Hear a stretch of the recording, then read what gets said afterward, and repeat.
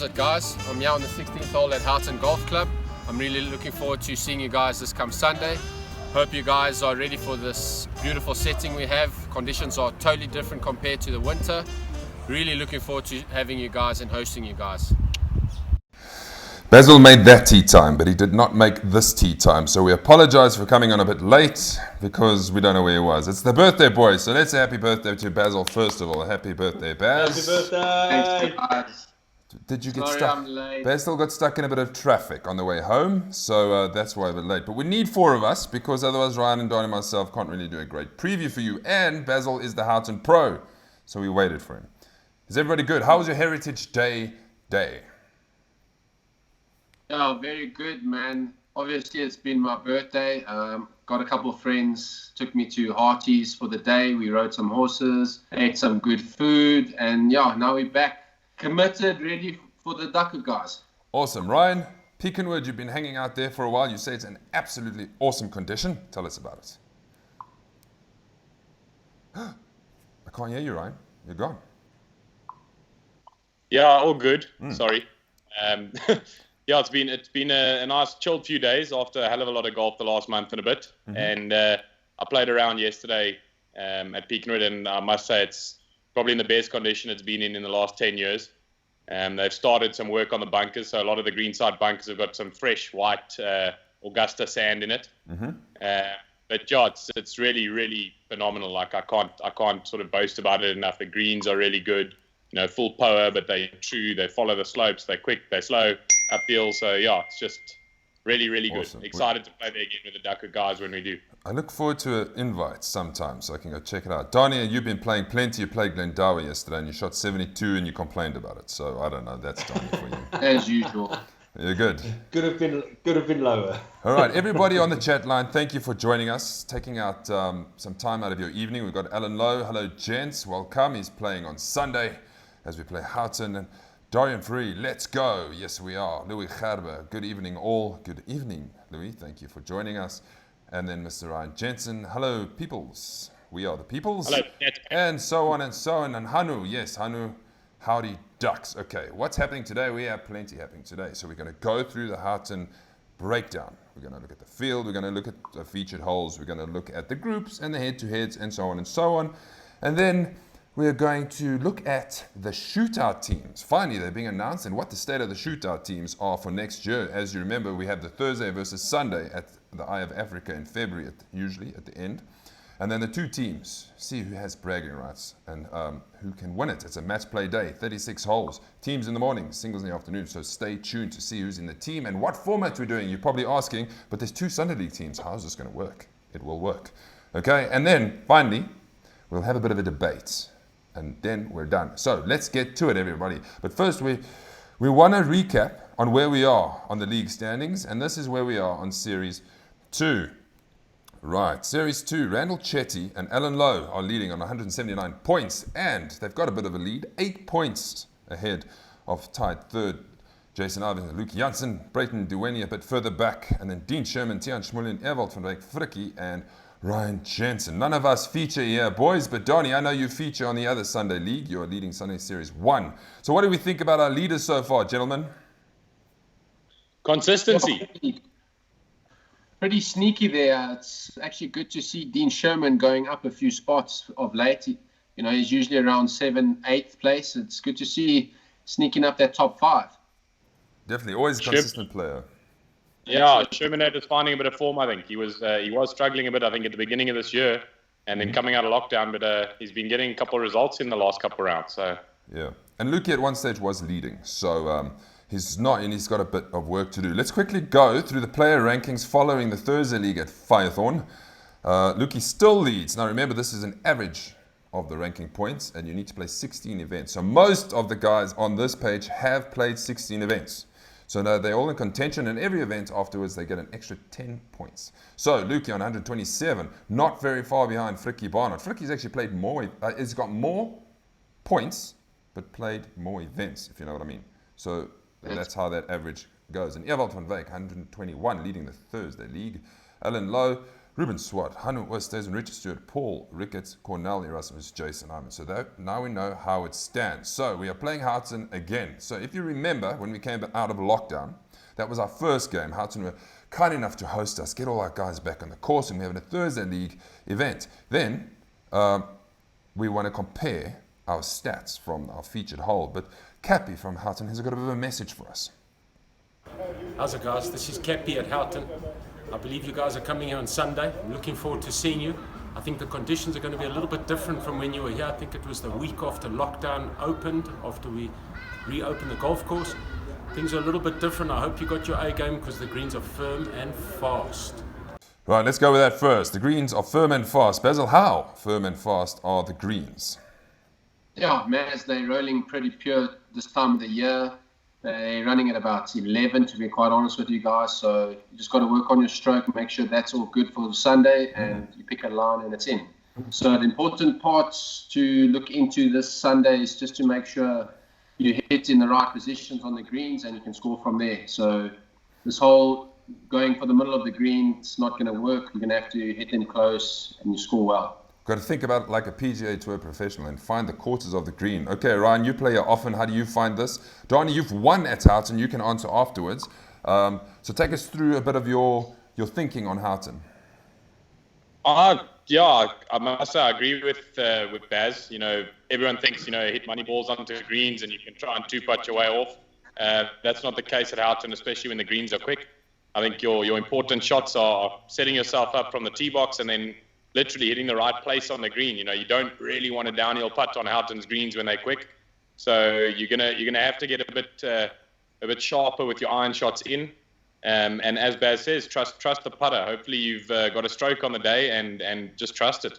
Pick a line and putt the ball. But yeah, very excited to play a bit greener than what it was when we were there just after lockdown. Yes, and as you can see, there is the course layout, everybody. It's not a massive property. They've got it in there. Donnie, talk us through your feelings on Houghton. Yeah, obviously I played there during last week, you know, and just to agree with everybody, the greens are quick. And the big thing is like the guys have also said before, you know, you have to hit it on the right side of the green where the flag is, because you can have some monstrous undulations, you know, and that's going to make it very tricky, you know, so you have to miss it on the right area. But it's a good track, you know, it's like, I won't say it's a very long course, you know, it can play long, it all depends on the setup. But, you know, if the guys are favourable, you know, it's a nice track to play and it will be an enjoyable round. Tracy, still, you have to putt good. Tracy Jensen says, happy birthday, Baz, one of our big followers. Carry on. Oh, shit. If I can just butt in there with regard to Houghton, guys mustn't be scared to go at the flags. The course is playing a lot softer around the green, so you much rather would have a 15-foot chip rather than a 20-foot putt, you know, so don't be scared to go at the flags. Just keep it aggressive, and if you miss a green, you want to be as close as possible to the flag for chipping rather than a long putt. Let's talk about the featured hole, the 12th, the stroke one, was part of that was a selection at our Duckhook 18 series. If you wonder what the Duckhook 18 series is and you're a new member, go to YouTube, our YouTube channel, duckhookgolfers.co.za. That's the website, .co.za. But anyway, the YouTube channel, and then you'll see the series. So this is what we had chosen before. This is the stroke one, as you can see it. Always interesting. I just don't think this hole is as hard as people make it out to be. You know, you don't need to be long with your tee shot. If you can get it around that corner, but onto the fairway, guys that have a stroke, if you have to lay it up before the water, lay it up before the water. If you don't have a stroke, I must say, I think the longest shot I've had in there hitting a 4-iron off the box is about 160, 170. So it's not, you know, and then again, it just comes back to the Houghton green. You need to hit the right part of that green. If you go a bit long, you're swimming. But yeah. Pretty hard. Yeah, so I agree with Ryan there. You know, it's like, you know, the water is such a big factor for everybody because everybody's scared to hit the balls in the water.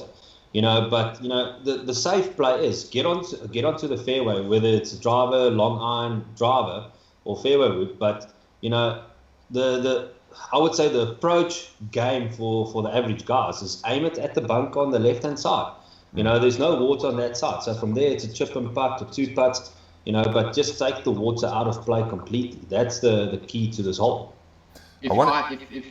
Sorry, Matt. If I can give a bit of advice, this Sunday, if the tees are slightly forward, the white tees, I would opt for guys to actually hit it up 13's fairway. That's just left of that big tree that's on the corner of that hole. It's just a better second, and it just shortens that hole, and it just makes that hole a little easier for the guys that aren't opting to go over the water with a slight draw. It's all about the tee shot, very much That's so. it. Let us recap. Yes, sir? The only issue for me with that play, Baz, obviously, as we're talking, like Donnie's saying, the average player, if you go up 13's fairway, then you're hitting straight at the water. Yeah. If you go a little bit long, they're in trouble. So, very but difficult. I agree. The guys that are trusting their wedge game, that's definitely a good play, because you're literally going to end up with a wedge in. Yeah. It's just, look, I understand you still got to hit that second shot, but from the fairway, you're hitting 170. From 13's fairway, you got 140. Yeah. Yeah, but the thing is, otherwise, also the other thing is you're hitting into people. So we don't want to say to the community, listen, it's like we're going to be shouting "4" all over that tee box the whole day. Well, we'll just be hitting into our members, so I think it'll be fine, Donnie. Let's recap the Houghton. Yes, let's recap the Thursday League stats that was on the stroke one. Birdies, 1, which was Jason Ivins, magnificent birdie, I'm assuming. Par, 9, bogeys, 16, and then double bogeys, 17, triple bogeys, 12. We have a lot more players playing on Sunday, so let's see how that number goes. Hopefully we get a couple more birdies. Okay, if you want to know what the field looks like, this is what the field looked like.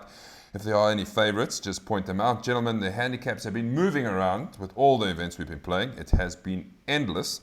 So here we go. First tee, we've got Heinrich Fourie, Kobus Skuman, and Reynard Skuman, and Dean Sherman leading us off for this Series 2 event. We've got a team match play game. Billy Hall, Nicky Vellengoed, Randall Chetty, and Brayton Nduweni take each other on. Brayton and Randall are the reigning champions. Looking through this list, gentlemen, are there any outstanding games you think that people can play? Matt, to be honest with you, I kind of like our little 4-ball going there. I'm really looking forward to playing with you guys and Louis Houghton. First time with Louis as well. I'm not quite sure how his game's looking. Solid game. You'll be impressed with his game. Serious. Yeah. Nice. Really looking forward to that. Thanks for putting me in that group. Sweet. I mean, his handicap's obviously +1, but I think Hanu's definitely due a Duckhook win. After being sort of cut a little bit there at Copperleaf. But sorry, Hanu. But yeah, if he's hitting the ball straight, he will eat Houghton up alive. So, Ryan, what about you, boy? Are you due for a win or what? I am, I think, but you can't put money on yourself, Baz. Yeah, but boy, why not? I'll back myself. I'm playing Sunday. Hey? Sunday's coming, boy. I'm coming for it. So you put me on +5. I'll surprise you. Jason Ivins on this page, I like. You, Baz. I like Jason Ivins on this page. I think Neville Kurz is also having a good game. His handicap is coming down. That's it, yeah, Nev. So he could show. Our reigning Sunday event champion is Joey Duprier. Let's see how he goes off his 28. Joey likes Houghton a lot. Does he like Houghton? Well, interesting. He does. We've got a couple of high handicappers here, so maybe we'll get another high handicapper taking. Gideon playing off a 9. If he has his sort of B+ to A game, he's definitely one that could pull a win out the bag. Richard Holman off a 19. Damn. And Rich Holman, I was just looking at the same 4-ball. There could be a bit of competition there. Okay. Yeah, maybe Ronnie as well. I played a round at the Classic with him, and it's quite a solid player. So I think Ronnie as well. Well, we'll see. Just better than you, Donnie. We'll see how the groups came out. We put them all in groups. I was a bit more specific of how I put the groups together in the head-to-head. So we'll see who are in those groups. But before we move on, let us quickly look at our featured hole. We like to quickly explain what hole we're looking at. Now, we've done Houghton many times. So there are holes that we've done over and over. So we're going with different holes today. So Donnie, you went with a par 4 fourth. Talk us through that. Yeah, it's a very interesting hole there. That hole's got a little bit of a voodoo on me, but your tee shot is sort of like next from the dam there, so it's quite a nice tee shot. Obviously you have to carry water and you have to miss the bunker. That's like I think the position of that bunker on the right hand side is very good. Because if you hit your tee shot too long left, you're in the trees, and then you're punching out, and you've got a whole cluster of trees on the right hand side. Obviously. Approach shot, it's like sort of a short to a mid iron into the green, but you have to think of taking an extra club because it is uphill from there, and then you have to also look at where that pin is. It's like if that pin's stuck sort of like on the left hand side, that makes the second shot very, very difficult with the trees overhanging in front of the green. 100%. So, Donnie, what's your play? Well, last time I played, I actually hit it on the par 5's fairway over the trees. So, I might just go for that again. Made a par, so yeah. 100%. Okay, guys, on the chat line, if you want to let us know what your favorite hole is or what you think of the featured holes we are talking about, let us know. Okay, Ryan, you've got the par 3 ninth. This hole, it must be one of the hardest par 3s in this country when the wind is blowing. Yeah, that's literally what I was about to say, Maz. That hole it's not the longest, it's not the hardest, it's a big green. As we've said, go for the pin. But if the wind picks up on that tee box, just with the drop that's involved, 15 or 20 meters, Baz? Mine is about 9, 12 meters off the back. It's quite a lot. So there you go. That's definitely a club already, but then the wind picks up or comes behind you, it does mess with your head on your club selection. Depending where the pin is, it's definitely a money ball type hole, but I think the right play is to attack the pin no matter where it is on the green. Don't be scared of the water. If the pin's on the right, you've got to go for it. You shouldn't miss by sort of more than 10 meters long or short. Short obviously is not ideal, but if the pin's on the left, go for it. There's a bunker behind, it'll protect you if you do go a little bit long. But yeah, I think it's a really interesting par 3. I think you've got to be positive on that par 3 because the moment it gets into your head, there's problems. I'm going to take that approach this time around because that par 3 gets me. So let's go for it, boys. You just got to step up and trust the club that you pick. Trust your distance, trust what you feel, and hit the ball. Yeah. What water? Pardon? Water? Well, it's already in your head if you're saying that. Yeah. There's no water there at all, Jen. That's how we think. Where? Look past it. Pick a point at the back of the green and go for it. Okay. There we go. Myself, this is what I chose. Let me just go to a shot here so that I can squeeze it into me. Is the 13th. I chose the 13th because overall it's not a very difficult hole. If you're standing on the tee box, you've got a wide fairway to go for. I don't really think the bunkers are in play, the first set of bunkers for the longer hitters. But again, if you find them, you're pretty unlucky. Then you have a short iron in, and the green it slopes from the back to the front. Depending on where the pin is, I do think it's a very parable hole. So I would like to walk off this hole with a par. Gents, I don't know if you agree with me, but yes, 13th should be a scoring hole. Yeah, always good on that hole. Good. Yeah, also the pinning where they put that pin, because there is a little bit of a reach in the center of the green. So yet again, pin placement there. That's a bit of a wing foot green. Yeah. Basil, you got the 18th. On that green is probably left back, like left middle. Anywhere else is treacherous. Yeah. Basil, you have the 18th. Take us through this. You wanted to show us how you played it. How would you play the 18th hole? Can I explain Basil playing the 18th hole? I've played there so much. I've tried everything. I've hit iron, I've hit wood, I've even gone down to a 6 iron, and I've never been able to birdie that hole with an iron. So I've just learned to buck up there, hit driver over the tree. For some reason, I never actually I always pull that shot off. I hit driver about 80 short, and it just actually takes that right tree out of play. If you hit an iron off the tee, you still got that tree in the way that's just short of the green on the right. So the important bit for me is to get as close as possible to that green so that tree's not in play to any flag on that green. So Man, I'll tell you what, we played that little Houghton get together where there was like 14 of us or 16 of us that played. It was the most phenomenal shot I ever seen. It looked like he just tugged it straight into the water because that's what you feel happens if you go over the trees. And he was about 5 meters on the fairway with literally about 85 meters in. It's quite ridiculous. It's just something in my gut that I just seem to. I know I'm never going to hit it in the water, and I'm struggling with a fade at the moment. I'm pulling everything, which is ironic, but it just seems to. I pull it off every time. I don't know. Maybe it's just Houghton blood or something. Yeah. Members bounce. Just pull it off. Don't pull it in. I haven't paid membership there in about 5 years, and it seems like I do. Just a note for all the guys playing on Sunday. If you don't hit the ball naturally high, do not take driver off that hole. Yeah. It will take you a long time to get to the green if you do pull it into the trees, that's for sure. And just to reiterate the green on that thing's impossible. If you're at the back, good luck. I would like to see you sink a monster. Okay, gentlemen, we're going to move on. We're going to move on to the pins for this Sunday. And this is what we have. We have the par 3 9th, which was Ryan's featured hole. So thank you, Ryan. You've got your par 3. See if you can smash that one. The par 4 8 is the closest in 2. Is that right? Yes, the par 4 8 is the closest in 2. Very short. Anybody can reach there quite comfortably.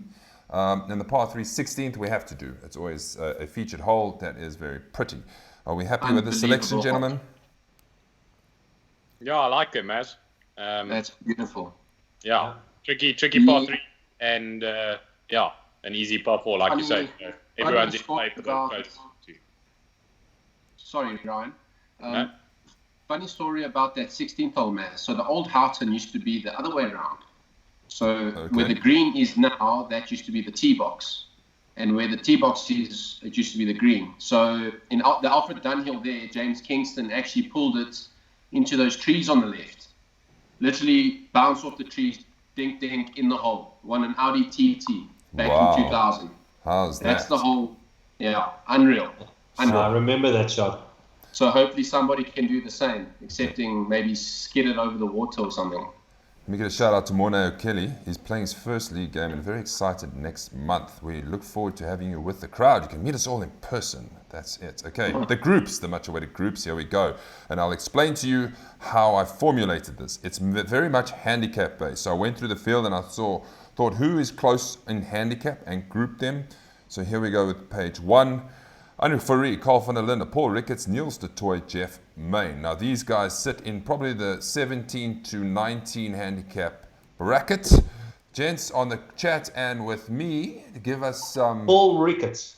Some suggestions. Paul Ricketts, you got there. I'm going to go with Jeff Main. He shot 84 at Huddle Park 84 on Saturday. He just said everything clicked, so he's coming in with some serious confidence. So let's see if he comes in with form. You'll be okay. We've got Group B, which is the lower handicappers. I think this ranges between a 5 and an 8. Dean Sherman, Randall Chetty, Adam Ford, Louis Hutting, and Cornel Erasmus. I think this is going to be a humdinger of a group. I think it's going to be a proper group, but I would go between Adam Ford and Cornel Erasmus. I'm going Adam as well, Ryan. Yes. I'm going to go for Louis Hutton. His first round there, I think he's going to beat them. Just remember, he's got 80% on his handicap, so is it a bit of a disadvantage because it's his first round? So he needs to play 2 shots better than he normally does. Is he a regular at Houghton, Maz? Do you know? I don't think so. So it should be interesting. Warrior boy. Okay. Niels is giving us some tips. Niels Dorian is tipping Neil as Group A, and then Cornell Group B. And then Hansi, Group A, is choosing Paul. Let's go to Group C quickly. How was this one structured?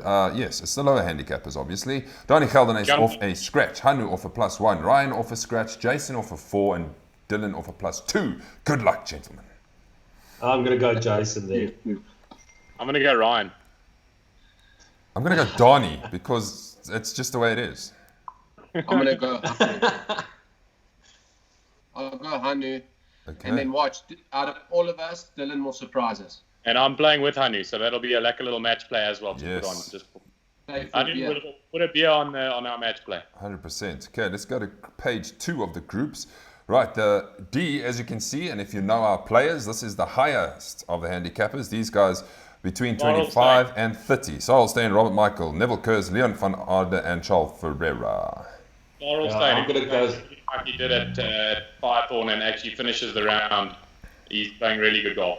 Yeah, Sorrel as well. After after I redid his iron sprint to make it half an inch longer, he said he's hitting the ball fantastic. So Beautiful. We myself and Daz played with him in Firethorn. He's hitting the ball really well. Nice. He Good was to hitting see. 3-wood, and he was Yeah. keeping up with our drivers. Wow. I had to make. I was mishitting my driver. It was absurd. Group E and F, as you can see, is more of a random pick.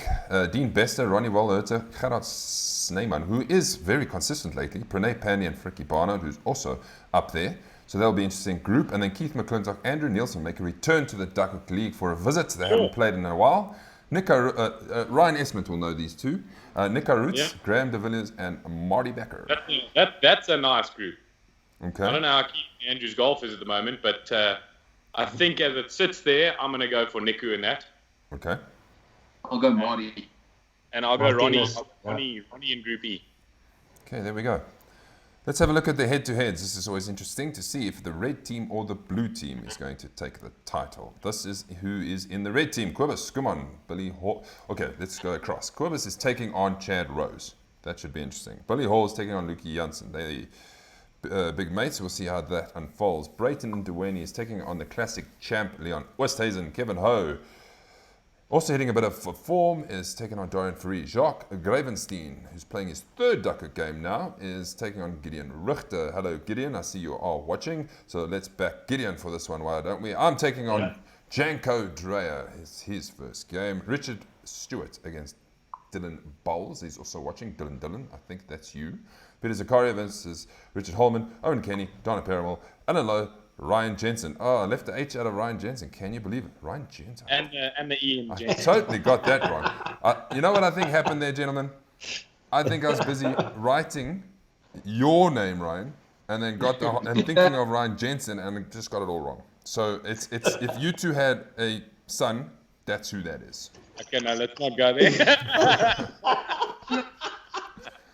That's what happens when your brain goes on autopilot and you're typing a lot of names. If something pops in the brain, then it just goes out the other side. Okay. Oh, brilliant! So who's playing your child? I forgot now. Okay. Who's playing your child? Who's playing? Okay. Right. That's pretty much the preview for Houghton. So it's going to be interesting. I look forward to it. We've got a field of 71 players, which is pretty good for a Heritage Weekend. I promise you, if it wasn't a long weekend, we would have had 100, because there's a lot of Oaks who are not here this weekend. They've taken a long weekend away. Okay, so we'll see how that goes, and good luck to the players. Let's talk about the shootout. Right, if you do not know what the shootout is, it's basically the top 10 from the Thursday League take on the top 10 from the Sunday League. Now, you might be asking, but there's 2 Sunday leagues. How are we going to do it? Well, we've had to make a plan. So I'm going to explain how we're going to do it as we go through this. We played Eye of Africa, 36 holes. The leader or the winner of the Thursday and Sunday leagues will be the captains. Now, we've got 2 Sunday leagues. So how I've broken that up is if you, the leader of the Sunday league, and you've won an event, you will be the captain, and then the vice captain will be the other guy. So, Donnie, you need to win one. Wink, wink, nudge, nudge. This is the teams so far. Thursday League team. Ewald van Wyk is the captain. Then Jason Irvings, Mark Borojero flank him with Peter Prinsloo and Simon Meyer. Ryan, you're in the Thursday League team, and the other Ryan is in the Thursday League team. It's ridiculous. I've got to split you guys up. We need our team. Yeah, Kevin Ho, Lyle Langley, and Dorian Ferry are in the Thursday League team. Now, Sunday League team, you're going to wonder how I did this. So I took the top 5 of Sunday League 1 and the top 5 of Sunday League 2. Okay. Alan Lowe. Donnie, you right there because you lead Series 1. Brayton, Lukey, Dean, Cornell, Randall, Frikkie, Hanu, and Joandre Swanepoel. Now, these guys are, if they stay in the top 10, they will definitely be in the team. Okay. Now you're wondering, okay, tell us how the rest of us get in the team. Okay, this is how it is. We're going to add a 4-ball to the day. So Ewald van Wyk gets picks. His captain picks. He gets the next 2 highest of the Sunday leagues, right? Go into the Thursday League team. So we've made 2 spaces for those 2 Sunday guys. And then he gets 2 Thursday League wildcards. Now Frikkie, who has won at Germiston, is the captain currently. So he gets the next 2 highest of the Sunday leagues as well. So that's 4 extra spots allocate to the Sunday League, plus an extra 2 for wildcards. So basically, the Sunday League gets plenty players. Okay, so I'm in from the Sunday League 1, I think, that I just sneak in as one of the next highest out of the top 10 with Graham and so on and so on. Jeremy, do you understand what I'm saying? Did I make sense? Yes, 100%. Okay. So you bring in 2 extras in from Sundays into each team to get the Sunday guys in because it gives them more chance. Yeah. And then the wild cards for Thursday League are only picked from the Thursday League. Correct. Whereas wild cards on the other side only from the Sunday leagues. Yes. Gold star for you. So if Ryan gets it, everybody will get it. Okay, we're on the same page. I appreciate it. Okay, right. So, exciting. We'll build up to that. That's going to be at Eye of Africa again, 28th of February. It's booked, ready to go. Okay, now, this is what it's time for. It's time for our little debate.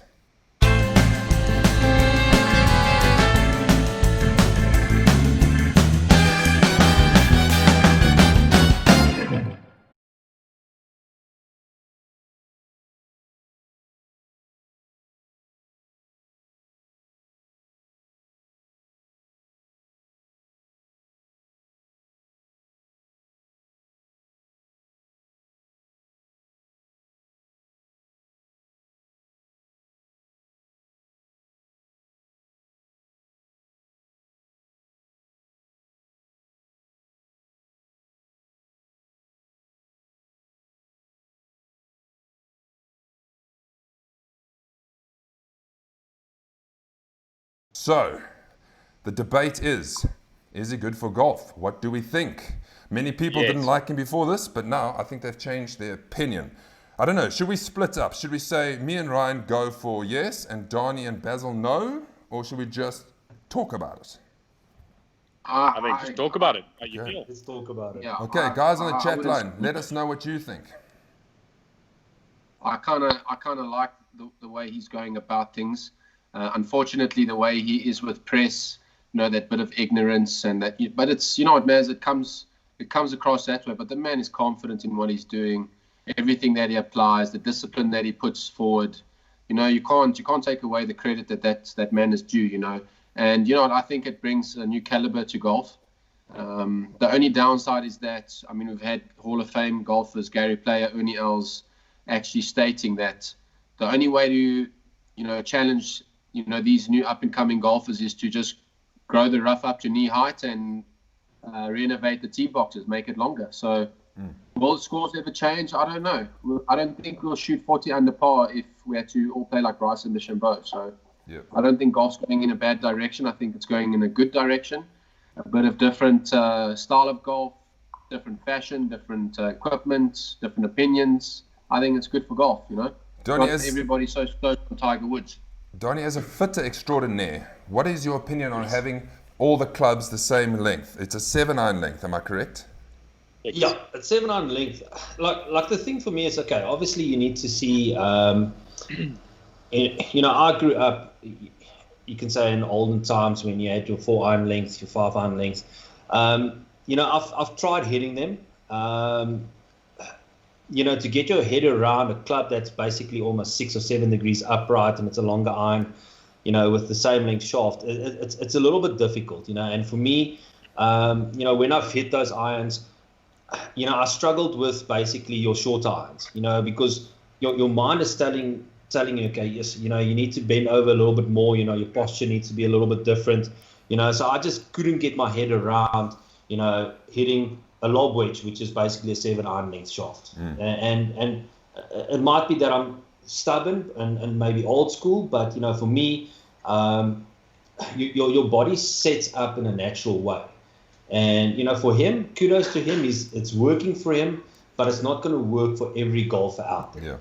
And I was actually at Golfers Club this morning, and, we were just talking about it. And, the scary thing that the salespeople told me is that after Bryson won, they got an increase of people buying one length clubs. Shows you. Now, the thing is, it's a good, for sales, it's good. But the thing is, how many of those guys are going to come back because it's just not working for them?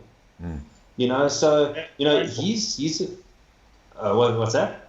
I say that's their own call. If they want to go and risk trying to do what he's doing, that's a lot of people do that. They'll go buy a driver because that guy won with that driver. But that's good for sales. It's good for golf in the country as well. No, true. I just think, it's like, yet again, those guys need to get the right advice as well, because like I said, Bryson is a unique person to the game. He looks at stuff completely different to what all the amateurs are looking. For him, missing a putt on the right-hand side, he's not thinking, okay, he hit the ball too hard or he hit it too soft. He's thinking, okay, his club face was open by 0.5 degrees when he hit the ball and it's veering off to the right. So he's taking golf in a completely different mindset. But it's not for everybody out there. So, Danny, correct me if I'm wrong. They say that Bryson actually, at his address, that's how he would be on impact. So he sets up in an impact position at address. Mm-hmm. Is that true or is that just a hoax? No, definitely it is, because like you can see it's like for him, he wants to get consistency in the game, and that's what's giving him consistency is like to get that pretty much consistency. sets up in an impact position. That's it. And that's the thing, like when guys are selling one plus, they need to educate, their customers. Listen, guys, you go this route, you need to educate yourself in terms of how to set up, how to utilize those clubs so that you get the best out of those clubs. Yeah, why are you actually buying those clubs? Brian, what's your opinion? I respect it. When we came out of lockdown and we all saw this guy come out looking like the Hulk, I was like, well, he looks like a knob, but you know what? You've got to respect what he's done because he's come out and he's out driving guys by 30, 40 yards when he gets it 100% correct. It was unbelievable. But he had the attitude of, I don't care if I go in the rough. I'll fix my wedge game. He commented at that where Harold Varner won that first one out or second one out, or just came short. I think he messed up the last round. He commented there saying, if my wedges were on, the guys stand no chance. And I think he proved that this weekend on the toughest greens the guys have probably ever played. He was just in the driver. Yes, he had a lot more fairways than he normally does, but if he was in the rough, he was on the green and he was two putting, or it was just, I respect what he's doing. And like Donnie and Basil says, it brings in a completely different dimension to the game, a different way for people to look at it, but it's not going to be for everyone. It's going to be, if you want to go that route, you've got to commit to that route and stick to it. You can't give it a half job. And I think it's good for the game. What I've really taken out of it. Comment. I see a comment down there about Tiger bringing a new dimension in 1999. Yes. It's the same thing. Same thing, I agree with you. Bringing the next level of the strength and fitness and whatever into the game. Yes.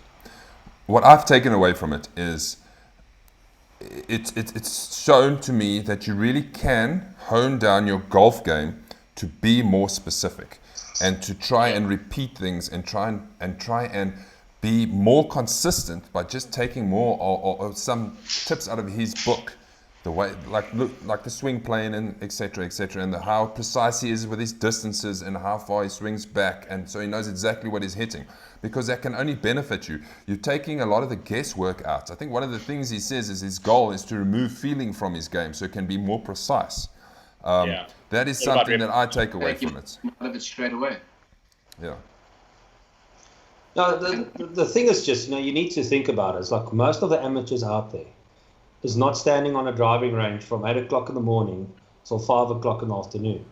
So yet again, well, that's the thing. It's like, it's all good and fine. Like I said earlier, kudos to him. It's working for him.